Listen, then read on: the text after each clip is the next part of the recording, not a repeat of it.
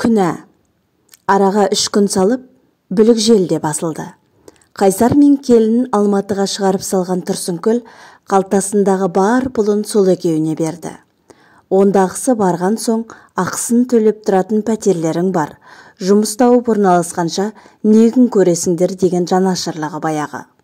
Мама, өзіңе бірдеңе қалды ма? Деген баласына, мен үшін алаңдама, елдің ішіндеміз. Ана қарыздан құтылатын әрекет қыл. Апаң үйді несиеге қойғанымды білмейді. Білсе шашымды жұлады деді де қойды. Балаларын шығарып салып, есін жинап, қалтасына қолын салып, сормау, нан алатында соқыр тиын қалдырмаппын ғой деп, Динара атты кафеде жұмыс істейтін құрбысы Ақгүлге телефон шалды. Әй қатын, қалайсың? Аман-есенбісің? Құдайға шүкір жақсы, өзің қалайсың? Балаларды бір тәңірге тапсырып, шығарып салдым. Саған айтпағанда кімге айтамын?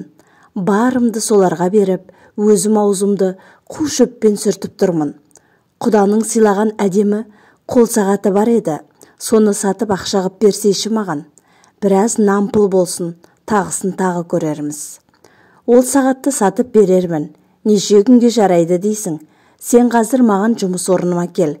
Мүмкіндік барда оңаша отырып сөйлесейік.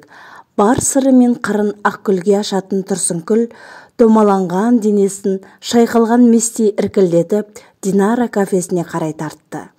Құшақтаса қол алысып амандасқан екі құрбының әңгімесі жеке кабинада жалғасты. Әй қатын, сен кергейтін жастағы қыз емессің, 40-тың бесеуіндесің. Бір емес 4 байға тиіп шықсаң да әлі түктің мәнісін білмейтін не деген жансың өзің. Осы қалада қатындардың суатына құлауға құмар Қайыр деген біреу бар. Мен сені сонымен таныстырайын. Сен секілді домаланған әйелге ындығады да тұрады. Жоқ дегенде күндік нан пұлыңды ойламайтыныңа мен кепілдік беремін. Құрышы жынды. Сонда мені арзанға сатылатын жезөкшеге айналдырмақсың ба? Қазіргі заманда періште болып жүрген адам аз. Сен жезөкше болатындай сауна жағалап кетпейсің. Тек бір адаммен ғана. Басқа түссе баспақшыл деген. Күнәмізді халықты қайыршылыққа жеткізген биліктегілер көтереді.